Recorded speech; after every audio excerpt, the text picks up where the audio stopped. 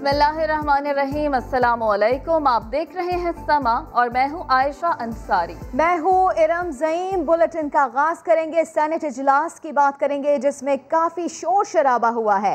Deputy chairman ने शिबली फराज को policy बयान देने से रोक दिया। शिबली फराज ने कहा दुश्मन अपोजिशन के बयानिए से खेल रहा है। अपोजिशन ने एतराज किया तो शिबली फराज ने कहा कोई भी रोल हो लेकिन सबसे पहले मुल्क है। मजीद जानते हैं, ज़हीर अली हमारे साथ मौजूद हैं। ज़हीर अली, बताएगा सेनेट में और क्या क्या बातचीत हुई? जी बिल्कुल, इस वक्त भी एहतजाज जारी है। वजीर इत्तलात शिबली फराज की जानिब से पॉलिसी स्टेटमेंट दिया जाना था। रूल 65 के तहत उन्होंने इजाज़त चाही ऐवान से और डिप्टी चेयरमैन की जानिब से उनको फ्लोर दिया गया, लेकिन साथ ही अपोजिशन अरकान की जानिब से एहतजाज का सिलसिला शुरू किया गया और ये कहा गया कि पहले एजेंडा मुकम्मल किया जाए और हमें सुनने के बाद हम हुकूमती अरकान बिलखुसूस जो वजीर इत्तलात हैं उनको पॉलिसी स्टेटमेंट की इजाज़त देंगे। जिस पर जो शिबली फराज हैं जो इस वक्त हुकूमती तर्जुमान और वजीर इत्तलात हैं उनकी जानिब से ये कहना था कि कोई भी एजेंडा मुल्की एजेंडे से ज़्यादा अहम नहीं हो सकता और वो आज पॉलिसी स्टेटमेंट देंगे। और जो अपोजिशन का बयानिया है और आज सुबह जो उन्होंने भारतीय अखबारात और दीगर जो सोशल मीडिया पे देखा है उससे मुल्क में एक ऐसा माहौल पैदा हो रहा है, अफरा तफरी की तरफ मुल्क को धकेलने की कोशिश की जा रही है और उस पर पॉलिसी स्टेटमेंट दूंगा और बैलेंस पॉलिसी स्टेटमेंट होगा जिसमें ऐवान बाला से एक बेहतरीन हुकूमत का मौक़िफ़ और बयान जाएगा जिससे ये पता चलेगा कि पाकिस्तान के इदारों के साथ है हुकूमत और इदारे और हुकूमत मिलकर जो साजिशें की जा रही हैं उसका मुकाबला करेंगे। लेकिन अपोजिशन अरकान की जानिब से एहतजाज का सिलसिला जारी किया गया जिसके बाद पॉलिसी स्टेटमेंट से रोका गया वज़ीर इत्तलात को और अब इस वक्त सेनेट की कार्रवाई जारी है। लेकिन हुकूमती अरकान और साथ में जो इस वक्त वुज़रा हैं वो नशिस्तों पे खड़े एहतजाज कर रहे हैं कि पहले पॉलिसी स्टेटमेंट की इजाज़त दी जाए। जी सही, बहुत शुक्रिया ज़हीर अली। मैं चाहूँगा कि अगर हाउस इन ऑर्डर हो जाए तो ज़रा कुछ अहम बातें हैं। शिबली साहब बोलना चाह रहे हैं। शिबली साहब जी सर। अब या तो लेट द मेंबर स्पीक फिर आप बोल लें बिकॉज नहीं, मैं एक पॉलिसी स्टेटमेंट देना चाहता हूँ अंडर आर्टिकल वो 265। अच्छा ठीक है। जी मैं ये इस पे बात कर लूँ तो फिर उसके बाद जी ठीक है, शिबली साहब को बोल लेने दें। जी शिबली साहब, मेरा ख्याल है कि ये मुनासिब होगा कि अगर मुझे बात करनी दी जाए। प्लीज शिबली साहब को बोलने दें जी, प्लीज। वजीर होने के अलावा मैं इस हाउस का मेंबर भी हूँ तो मेरी रिक्वेस्ट होगी कि मेरे जो साथी हैं, जो मेरे कॉलीग्स हैं सेनेट में, वो मेरी बात को अगर सुन लें। आगे बढ़ें और आपको ये बताएं कि वज़ीर आज़म इमरान खान पार्लियामेंट हमला केस में बरी हो गए। इस्लामाबाद की इंसदादी दहशतगर्दी अदालत ने दरखास्त बरियत पर फैसला सुना दिया। शाह महमूद कुरैशी, शौकत यूसुफजई, जहांगीर तरीन, परवेज खचक, अलीम खान, शफकत महमूद, असद उमर को 12 नवंबर को फर्द जुर्म के लिए तलब कर लिया गया। सदारती इस्तिस्ना के बायस सदर मुमलिकत आरिफ अलवी की हद तक केस दाखिल दफ्तर है। सुहेल रशीद रिपोर्ट करेंगे। SSP तशद्दुद केस के बाद वजीर आज़म पार्लियामेंट हमला केस में भी बरी। इंसदादे दहशतगर्दी अदालत ने इमरान खान की बरियत की दरख्वास्त मंजूर कर ली। अदालत ने दीगर मुल्ज़िमान पर फर्द जुर्म आयद करने का फैसला कर लिया। ATC के जज राजा जवाद ने वजीर आज़म की दरख्वास्त पर महफूज फैसला सुना दिया। इमरान खान ने मुकदमे को सियासी करार देते हुए दरख्वास्त बरियत दायर की थी। अदम शवाहिद पर सरकारी वकील ने भी बरियत की हमायत की थी। इमरान खान के खिलाफ 2014 के धरने के बाद मुकदमा दर्ज किया गया था।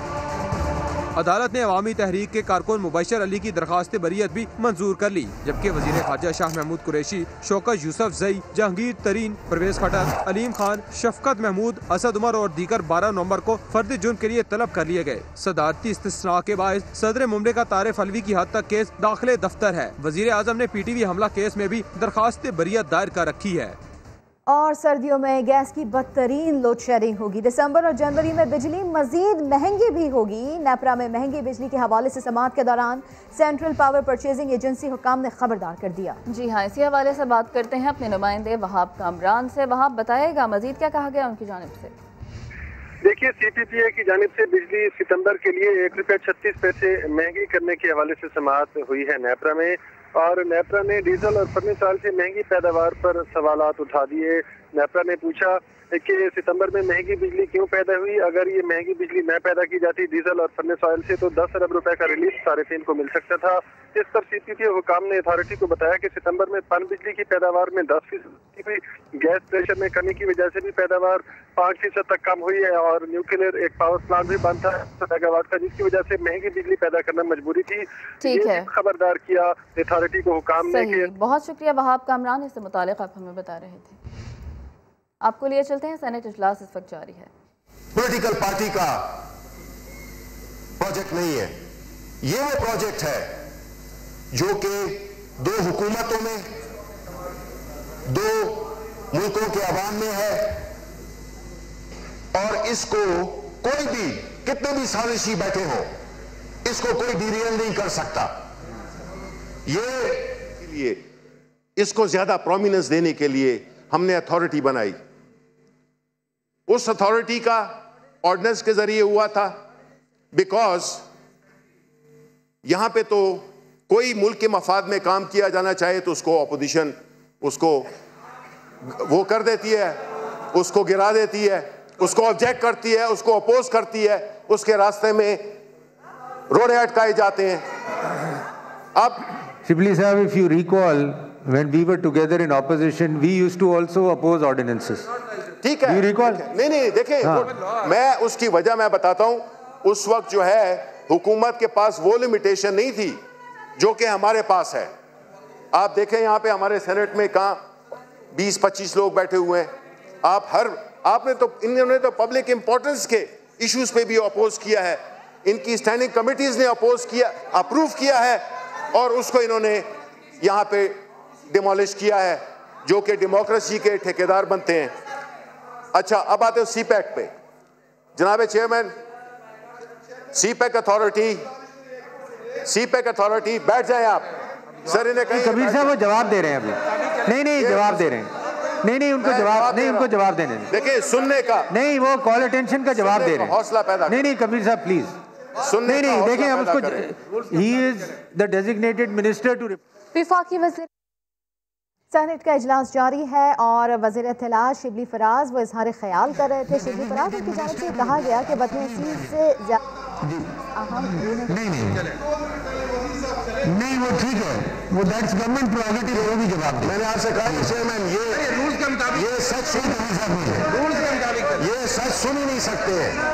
वो भरपूर तरीके से चल रहे हैं। सीपैक अथॉरिटी पाकिस्तान और चाइना के अवाम के दरमियान एक रिश्ते की एक बहुत बड़ी अलामत है। इससे दोनों ममालिक के, मैं आपको कहा था चेयरमैन साहब, इनमें सच। प्लीज साहब आप you please continue, please continue. Okay, आज मैं आपको बताता हूं, चूंकि ऑर्डिनेंस लैप्स हो गया, आज प्रिसाइसली उसका जो बिल है, सीपैक अथॉरिटी का जो बिल है, बाकी उसकी कार्रवाइयां चल रही हैं CW में, जितनी भी वो प्लानिंग कमीशन में, प्लानिंग डिवीजन में जो भी प्रोजेक्ट्स हैं वो बिल्कुल चल रहे हैं। आज उसका नेशनल असेंबली में लॉ आएगा और अगर ये जो बड़ी तकरीरें करते हैं, मैं उनसे फिर देखूंगा कि वो इसको अप्रूव करते हैं या उसी तरह जिसमें भी मुल्क का फायदा होता है उसको ये अपोज करते हैं।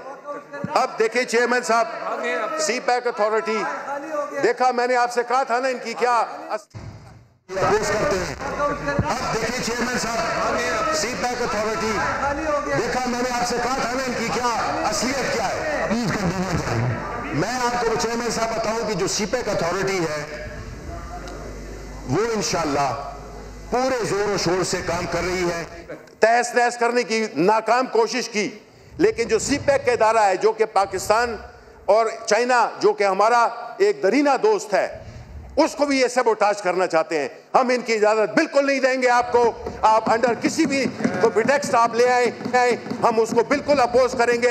आपके इस मोशन को अपोज करते हैं और हम समझते हैं कि इसमें बदनीयती का एलिमेंट शामिल है और आपने एक ऐसे इशू को छेड़ा है जिसमें कि आपने शुकोक को शुबहात पैदा करने की कोशिश की है। ये बिल आज आएगा और इंशाल्लाह पास होगा नेशनल असेंबली से, फिर जब इधर आएगा वो हम देखेंगे। अब कोई तो इदारा छोड़ें चेयरमैन साहब। ये मिनिस्टर साहब देखिए, कॉल अटेंशन इज, आप उस पे आ जाए ना जरा, बिकॉज कोई तो चेयरमैन साहब ये आप उस पर आ गए ना मेरा नहीं उन्होंने जो रेज किया है, देखिए चेयरमैन साहब आप उसका जवाब देना। मैं उसी का जवाब दे रहा हूँ। मैं तो यही कह रहा हूँ कि कोई इदारा नहीं छोड़ा गया चेयरमैन साहब, कोई इदारा नहीं छोड़ा गया। सीपैक का बताया ना, सर मेरा ओपिनियन है, there are two aspects to it. एक इसका पॉलिटिकल एस्पेक्ट है, एक इसकी फॉरेन रिलेशन सीपैक पे आऊं मैं, तो इसकी जो भी डायमेंशंस है उन पे बात करूंगा, क्योंकि ये जो इस किस्म की बातें जब शुरू की जाती हैं तो उससे हमारे मुल्क की जो फॉरेन पॉलिसी है वो डिस्टॉर्ट होती है, गलत मैसेज जाता है दोस्तों को। दुश्मनों के लिए तो ये उनको खुश करने के लिए तो ये लगे हुए हैं, लेकिन कम से कम दोस्तों को तो नहीं ये खफा करें। ऐसे इश्यूज पे बात करें। I think his call attention is that the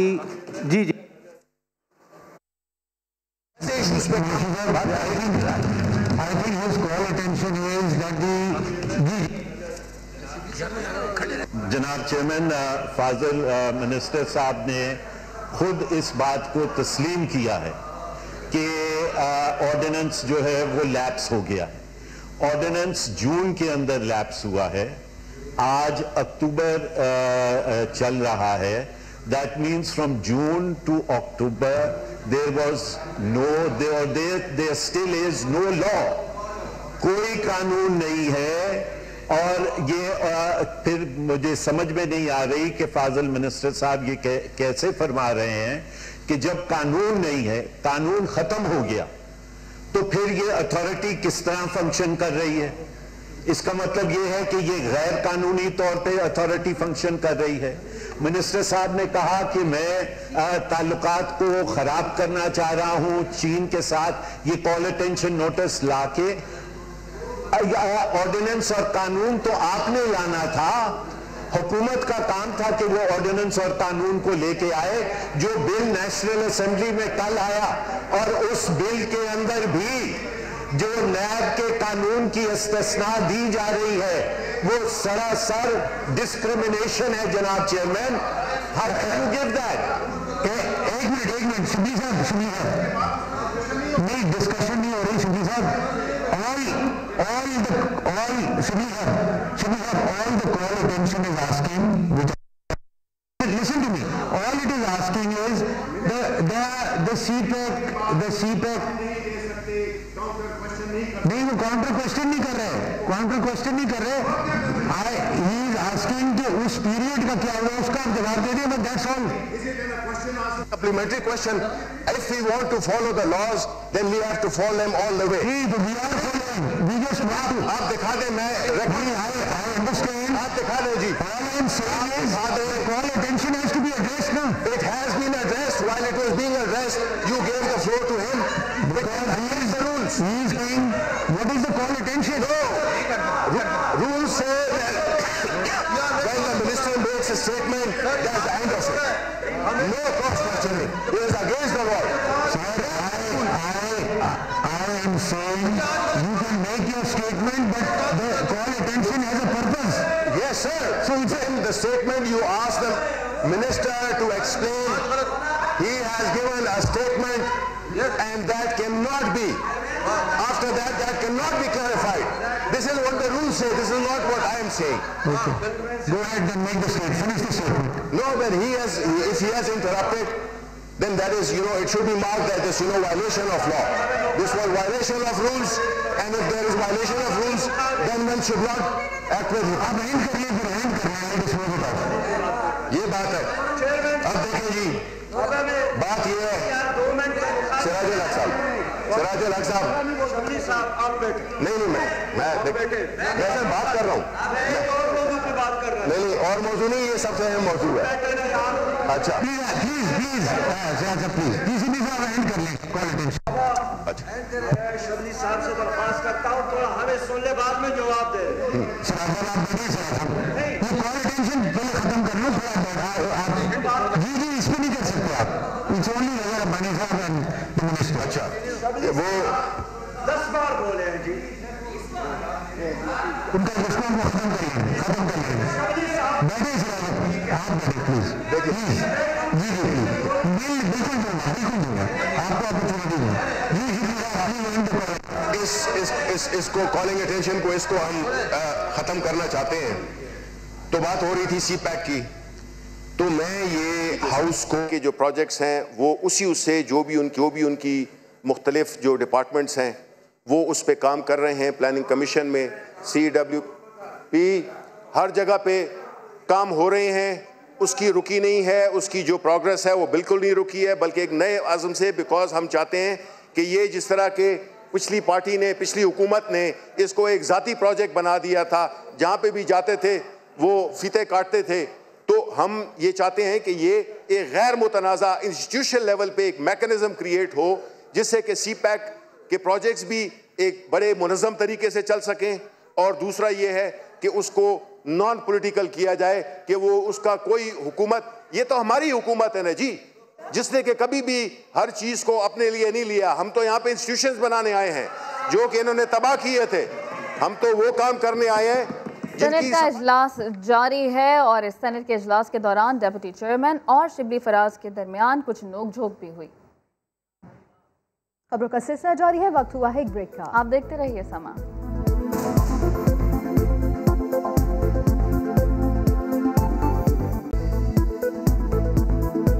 welcome back. अभी आपको बराह रास्त लिए चलते हैं कौमी असम्बली के इजलास में, जहां पर आइन में 26वीं तरमीम का बिल पेश किया गया है। बिल मुशीर पार्लिमानी अमूर बाबर अवान की जानिब से पेश किया गया। CPEC अथॉरिटी के क़याम का बिल भी ऐवान में पेश हुआ है, और ऐसे में बिल की कॉपियां ना देने पर अपोजिशन की जानिब से एहतजाज भी किया गया है। डिप्टी स्पीकर ने दोनों बिल्स मुतालिका कायमा कमेटियों को भी भिजवा दिए। कौमी असम्बली में आइन में 26वीं तरमीम का बिल पेश हो गया है और ये बिल मुशीर पार्लिमानी अमूर बाबर अवान ने पेश किया है। पाकिस्तान चीन इक़्तिसादी राहदारी मंसूबे की अथॉरिटी के क़याम का बिल भी ऐवान में पेश हो गया है, और इस बिल की कॉपियां ना देने पर अपोजिशन ने एहतजाज किया है, जबकि डिप्टी स्पीकर ने दोनों बिल्स मुतालिका कमेटियों को भिजवा दिए हैं। कौमी असम्बली का इजलास जारी है, जिसमें 26वीं तरमीम का आइन में 26वीं तरमीम का बिल पेश किया गया है, और ये बिल मुशीर पार्लिमानी अमूर बाबर अवान ने पेश किया है। और CPEC अथॉरिटी के क़याम का जो बिल है वो भी ऐवान में आज पेश कर दिया गया है, और इस बिल की कॉपियां ना देने पर अपोजिशन सरापा एहतजाज हो गई। अपोजिशन के कुछ अरकान ने वॉकआउट भी किया है। डिप्टी स्पीकर ने दोनों बिल्स मुतालिका कायमा कमेटियों को भिजवा दिए।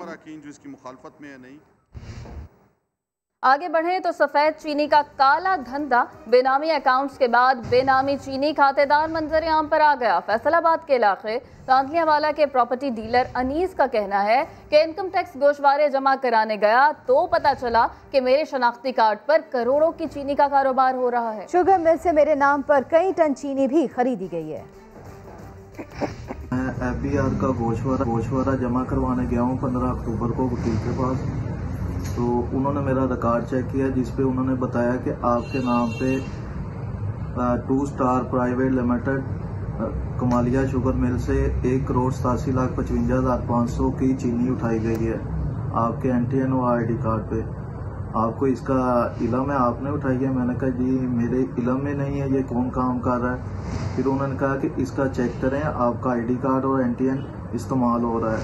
डीलर अनीस की दरख्वास्त पर इंतजामिया भी एक्शन में आ गई है। अनीस के नाम पर चीनी से भरा ट्रक पकड़ लिया गया है। असिस्टेंट कमिश्नर तांदियावाला नौमान का कहना है कि शहरी के नाम पर गैर कानूनी तौर पर चीनी खरीदने वाले मुलजिम और शुगर मिल्स मालकान के खिलाफ कार्रवाई कर रहे हैं। एक प्राइवेट कंप्लेनेंट ने कंप्लेंट फाइल की थी कि सर मुझे FBR से नोटिस आया है कि आपके नाम पे चीनी की सेल परचेज हो रही है। मेरा इससे कोई रिलेशन नहीं है, तल्लक नहीं है। उसका ID कार्ड को इस्तेमाल करके बिल्टी नंबर को यूज़ करके किया जा रहा था। वो हमने मिल वालों को सीक्रेटली वाच करना स्टार्ट किया, अपनी टीम डिप्यूट की। जब वो ट्रक वहाँ से निकला है और वो डिज़ायर्ड पॉइंट पे पहुँचा है, वहाँ पे वो कंप्लेनेंट भी आ गया। उसने आके डिनाई किया उसको ऑन करने का कि ये मैंने इसको नहीं ख़रीदा, ना मैंने किया, मेरे ID कार्ड का मिसयूज़ किया गया। फौरी तौर पे फिर हमने उसको कन्फिस्केट किया शुगर के ट्रक को और उसके ऊपर FIR कर। इसी हवाले से हमारे नुमाइंदे उस्मान सिद्दीक हमारे साथ मौजूद हैं, उनसे बात करते हैं। उस्मान, ये क्या माजरा है? कैसे इस शख्स को नहीं पता था कि इसके शनाख्ती कार्ड पर इस तरह चीनी से भरे ट्रक मंगवाए जा रहे थे? जी बिल्कुल, ये तांदिया वाला का वाकया है जहाँ ये प्रॉपर्टी डीलर है अनीस। इसके मुताबिक इसके शनाख्ती कार्ड को गल्ला मंडी के आरटी ने इस्तेमाल किया है। शनाख्ती कार्ड तो 1 नंबर था, लेकिन उसका 2 नंबर तरीके से इस्तेमाल किया जा रहा था कि मुख्तलिफ फ्लोर मिलों से ट्रक भर भर के चीनी मंगवाई जा रही थी। और अनीस के मुताबिक 2 करोड़ 35 लाख रुपए मालियत की चीनी जो है वो गुज़िश्ता 3 माह में खरीद की गई है। खरीदो फरोख्त के सिलसिला जारी था। एनटीएन नंबर जब आप अपने ये गोशवारे जमा करवाने गया है तो एनटीएन नंबर पे चीनी की खरीदो फरोख्त का सारा जो मामला है वो सामने आया। एफबीआर हुकाम की जानिब से इसे निशानदेही की गई है कि आपके इतने मालियत की चीनी जो है वो खरीदो फरोख्त हुई है, जिसके बाद इस शख्स ने प्रॉपर इंतजामिया को दरख्वास्त दी है और इस पे इंतजामिया ने एक्शन लेते हुए ये जब ये शख्स गोशवारे जमा कराने गया तो इसे पता चला कि इसके शनाख्ती कार्ड को किस तरह इस्तेमाल किया जा रहा है। बहुत शुक्रिया उस्मान सिद्दीक। और एफबीआर बेनामी जोन ने लाहौर की 5 शुगर मिल्स के खिलाफ तहकीकात का आगाज कर दिया है। इसी के ऊपर बात कर लेते हैं शकील अहमद से। शकील अहमद, क्या कहना है एफबीआर का? देखिए, एफबीआर का ये कहना है कि बेनामी जायदाद और बेनामी अकाउंट्स के बाद अब बेनामी लेन देन का मामला सामने आया है और शुगर मिल्स की जानिब से जाली खरीदारों को चीनी फरोख्त करने का इंकशाफ हुआ है। लाहौर जोन की 5 मिल्स के खिलाफ एफबीआर ने जो है वो तहकीकात का आगाज कर दिया है। एफबीआर के मुताबिक पहले मरहले में अलायंस शुगर मिल्स और हुंजा शुगर मिल्स की स्क्रूटनी शुरू की गई है। दोनों मिल्स को बेनामी लेन देन पर शोकॉज नोटिस जारी किए गए हैं। अलायंस शुगर मिल ने 3 साल में 19 अरब से ज्यादा, जबकि हुंजा मिल ने 51 अरब रुपए से ज्यादा मालियत की चीनी गैर रजिस्टर्ड अफराद को फरोख्त की। और इसमें अहम बात यह है कि ट्रक ड्राइवर्स और जो चौकीदार हैं उनके नाम भी इस्तेमाल किए गए। तो बेनामी जो जायदाद ये जो फरोख्त की गई है चीनी, इसका अगर साबित हो गया इल्जाम तो 7 साल तक कैद भी होगी। बहरहाल बैंकों से मालूमात लेके बाकी शुगर मिल्स के खिलाफ भी तहकीकात शुरू कर दी गई हैं। बहुत शुक्रिया शकील अहमद आपका। और पीआईए ने पायलटों की तनख्वाहों और मराहत में कमी का फैसला किया है। पायलट्स की तनख्वाहों में 25% कटौती होगी। जी हाँ, पीआईए का पायलट्स की तनख्वाहों और मराहत में कमी का फैसला सामने आया है। कौमी एयरलाइन के पायलट्स की तनख्वाहों में 25% कटौती होगी, ऐसा नोटिफिकेशन में कहा गया है। पायलट्स को 75 घंटे के बजाय 50 घंटे गारंटी अलाउंस की अदायगी होगी। माहाना 50 घंटे फ्लाइंग घंटे मुकम्मल किए जाने पर ही अलाउंस मिलेगा। नोटिफिकेशन में यह भी कहा गया है कि यकमुश्त 5 दिन से जायद बीमारी की दरख्वास्त भी काबिल कबूल नहीं होगी। यकमुश्त 7 दिन से ज्यादा गैर हाजिरी की दरख्वास्त भी काबिल कबूल नहीं होगी। नोटिफिकेशन में यह भी कहा गया है। पीआईए ने पायलट्स की तनख्वाहों और मराहत में कमी का फैसला किया है और कौमी एयरलाइन के पायलट्स की तनख्वाहों में 25% कटौती होगी। वापस आएंगे एक ब्रेक के बाद, साथ रहिएगा।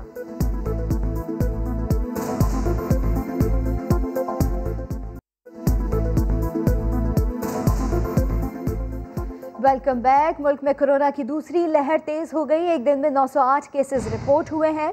16 कोरोना मरीज दम तोड़ गए हैं। एनसीओसी के मुताबिक 3,12,000 से ज्यादा अफराद सेहतयाब हो चुकी हैं। कोरोना के एक्टिव केसेस 11,695 हैं, जबकि मजमूई अमवात की तादाद 6,775 हो गई। दूसरी जानिब वफाकी वजीर असद उमर ने अपने ट्वीट में कहा कि 70 दिन बाद कोरोना के मुस्बत केसेस का तनासुब 3% से ज्यादा रहा। अवामी सरगर्मियों पर पाबंदियां सख्त कर दी गई हैं। एहतियाती तदाबीर पर अमल करके ही कोरोना के फैलाव को काबू किया जा सकता है। आगे बढ़ते हुए आपको बताएं कि पाकिस्तान स्टॉक मार्केट में शदीद मंदी देखने में आ रही है। कारोबार के दौरान 100 इंडेक्स में 930 पॉइंट्स की कमी हो गई है। जी हाँ, कारोबार में मंदी की क्या वजह है ये जान लेते हैं अपने नुमाइंदे अशरफ खान से। अशरफ, बताइएगा। जी, स्टॉक एक्सचेंज में देखा जाए तो 3 वजूहात हैं जिसकी वजह से मंदी के बादल छाए हुए हैं। पहली वजह ये कि आलमी बाजार में जो है जो इलेक्शन अमेरिका में जो हो रहा है उसकी वजह से उतार चढ़ाव हो रहा है। और साथ में पाकिस्तान हुकूमत की जानिब से यहाँ पे कोरोना के लॉकडाउन की जो बात की जा रही थी उसमें सख्ती की जाए एक बार फिर से, उसकी वजह से सरमाकार मोहतात हैं। साथ में तीसरी वजूहात ये हैं कि जो रोल ओवर है, यानी कि अक्टूबर के जो फ्यूचर के सौदे हैं उसका आज आखिरी दिन है, जिसकी वजह से सरमाकार जो है अपना माल फरोख्त कर रहे हैं, उसकी वजह से दबाव देखा जा रहा है। इस वक्त 100 इंडेक्स जो है 40,327 पे ट्रेड हो रहा है। 860 पॉइंट की मंदी है। और ज़्यादातर 100 इंडेक्स में अगर देखें तो तमाम शेयर्स जो हैं 100 इंडेक्स में 90 शेयर्स की अगर कारोबार हुआ है तो 85 जो है शेयर्स डिक्लाइन पे हैं। जो उसकी वजूहत ये हैं कि सरमाकार मोहतात हुए हैं, शेयर्स फरोख्त कर रहे हैं और जिसकी दबाव की वजह से मार्केट में मंदी देखी जा रही है। जी शुक्रिया अशरफ खान, इससे मुतालिक आप हमें बता रहे थे। अब आपको ये बताएं कि वज़ीर आज़म ने नबी पाक सल्लल्लाहु अलैहि वसल्लम की शान में गुस्ताखी करने वालों को उन्हीं की ज़बान में जवाब दे दिया। फ्रांसीसी मुफक्किर का ट्वीट शेयर करते हुए नबी करीम को खराज तहसीन भी पेश कर दिया। गुस्ताखाना खाकों की इशाअत पर उम्मत के इत्तेहाद के लिए मुस्लिम ममालिक के सरबराहान को खत भी लिखा। फ्रांसीसी सदर को उन्हीं की जुबान में जवाब मिल गया। वज़ीर आज़म पाकिस्तान इमरान खान ने फ्रांसीसी मुफक्किर का कॉल ट्वीट कर दिया, जिसमें अल्फोंसो डे लामार्टाइन ने शानदार अल्फाज में हुजूर अकरम सल्लल्लाहु अलैहि वसल्लम को खिराज तहसीन पेश किया है। वज़ीर आज़म इमरान खान ने लिखा, अल्फोंसी के हज़रत मोहम्मद सल्लल्लाहु अलैहि वसल्लम से मुताल्लिक अल्फाज पसंदीदा हैं। इससे पहले नामूस रिसालत के मामले पर वज़ीर आज़म इमरान खान का दो टोक मौक़िफ़ सामने आ चुका है। वज़ीर आज़म ने मुस्लिम ममालिक के सरबराहान को हम आवाज़ होने के लिए ख़त लिखा है। सारों को मिल के मगरिब को बताना चाहिए कि नबी सल्लल्लाहु अलैहि वसल्लम की हमारे दिलों में क्या जगह है, कितना प्यार और अकीदा उनसे। इस्लामोफोबिया पर तशवीश का इजहार करते हुए उनका कहना था कि हुजूर पाक की ज़ात हमारे लिए सबसे मुक़द्दस है। कुरान पाक को जलाने के वाक़यात नाकाबिले बर्दाश्त हैं। मगरिब मुसलमानों के अकायद का एहतराम करे। शुक्रिया अली रियाज, इससे मुतालिक आप हमें बता रहे थे। फ्रांस में हुकूमत की जानिब से गुस्ताखाना खाकों की सरपरस्ती के खिलाफ कराची में PTI MPA राजा अजहर नंगे पांव फ्रांसीसी कौंसलेट की तरफ मार्च कर रहे हैं। मजीद जान लेते हैं मुदस्सर नज़ीर से। मुदस्सर, बताइएगा। जी बिल्कुल, नबी पाक सल्लल्लाहु अलैहि वसल्लम की शान में गुस्ताखी के खिलाफ PTI के राजा अजहर जो हैं MPA हैं, ये मुनफरिद अंदाज में रैली निकाल रहे हैं और अपनी अकीदत का इजहार भी कर रहे हैं। इन्होंने नंगे पाँव जो है रैली निकाली है और ये फ्रांसीसी जो कौंसलेट है उसके सामने भी एहतजाज करेंगे। सर, ये बताइएगा कि जो आलम इस्लाम को क्या पैगाम देंगे और ये आज जो रैली निकाली जा रही है इसका कितना असर होगा? देखिए, आलम इस्लाम को अभी यकजहती का वक्त आ चुका है और मैं समझता हूँ कि नबी की शान में जो गुस्ताखी की गई है वो किसी सूरत भी बर्दाश्त के काबिल नहीं है। आलम इस्लाम यकजहती का मुजाहरा तो ज़रूर करती है, लेकिन अब वो वक्त आ चुका है कि हमेशा हमने देखा है यहूदी लाबी जो है जब उसका दिल चाहता है वो नबी की शान में गुस्ताखी करने लग जाते हैं। मैं वज़ीर आज़म पाकिस्तान को सलाम पेश करता हूँ जिन्होंने फर्स्ट डे से अपना मौक़िफ़ जो है वो बड़ा दिलराना रखा और तमाम इस्लामी प्लेटफार्म को यकजा करने की वो कोशिश कर रहे हैं। और मैं समझता हूँ कि जब तक फ्रांस के सदर माफ़ी नहीं मांग लेते उस वक्त तक आलम इस्लाम को खामोश नहीं रहना चाहिए। सर, रैली कहाँ से कहाँ तक निकालेंगे और क्या कईयों बार से इसका आगाज़ हुआ है और इसको फ्रेंच एम्बेसी के ऊपर जाकर हम इसका अख्ताम करेंगे। जी बिल्कुल, इनका ये कहना है कि इस वक्त आलम इस्लाम के मुत्तहिद होने की ज़रूरत है और ताकि मुसलमान जो हैं उनके तमाम जो मुतालबात हैं वो पूरे हो सकें। जी, मुदस्सिर नज़ीर अपडेट कर रहे थे। और पाकिस्तान हॉकी के लिए अच्छी खबर वो ये है कि एशियन हॉकी फेडरेशन ने पाकिस्तान में इंटरनेशनल हॉकी बहाल करने के लिए भरपूर ताउन की यकीन दहानी करवा दी है। फेडरेशन के सदर ब्रिगेडियर खालिद सज्जाद खोकर का कहना है कि अब पाकिस्तान में 2 तरफा सीरीज़ के अलावा एशियाई मुकाबले भी होंगे। उनका मज़ीद क्या कहना था, ये सुन लेते हैं। चाहते थे कि बड़े बड़े टूर्नामेंट्स यहाँ आएँ, बड़ी टीमें आएँ, यहाँ इंटरनेशनल हॉकी फेडरेशन कोई हमें इनकाद करे यहाँ टूर्नामेंट। अभी एशिया लेवल पे उन्होंने हमें कमिटमेंट की है कि आपको हम टीमें भी देंगे, इंडिविजुअल टीम्स भी आएंगी और कोई हम आपको 1-2 टूर्नामेंट देंगे जो एशिया लेवल के होंगे, छोटे भी और बड़े भी। तो मेरा ख्याल उससे हमारी इंटरनेशनल हॉकी जो है बहाल हो जाएगी पाकिस्तान के अंदर। और एशिया हॉकी फेडरेशन के यहाँ एक सिक्योरिटी डेलीगेशन पहले चक्कर लगा भी जाएगा और हमने उनको रिक्वेस्ट भी की है कि आप अच्छी तरीके से सिक्योरिटी कंसर्न्स यहाँ देख लें और यहाँ एक बिल्कुल सिक्योरिटी फ्री जो है ये ट्रबल फ्री हमारा कंट्री हो गया हुआ है और हमें उनको प्रेसिडेंशियल सिक्योरिटी देंगे। इसी के ऊपर बात कर लेते हैं शोएब जट से। तो शोएब जट, यानी पाकिस्तान में 2 तरफा सीरीज़ के अलावा एशियाई मुकाबले भी होंगे और सिक्योरिटी वर्क भी इसी हवाले से आने वाला है। जी बिल्कुल, एक बड़ी खबर है कि पाकिस्तान में अब मलेशिया, जापान, चीन, कोरिया जैसी टीमें जो है वो आएंगी। ये कहना है पाकिस्तान हॉकी फेडरेशन के सदर ब्रिगेडियर खालिद सज्जाद खोकर का, जिन्होंने रिसेंटली एशियन हॉकी फेडरेशन से मुलाकात की है, उनसे मीटिंग की है और इस ऑनलाइन सेशन में एशियन हॉकी फेडरेशन को इस बात के लिए मना लिया है कि वो पाकिस्तान में इंटरनेशनल हॉकी की बहाली के लिए अपना किरदार अदा करें। बहुत शुक्रिया शोएब जट आपका। बुलेटिन से इतना ही। एक ब्रेक के बाद आपसे मिलेंगे हेडलाइंस के साथ। देखते रहिए समा।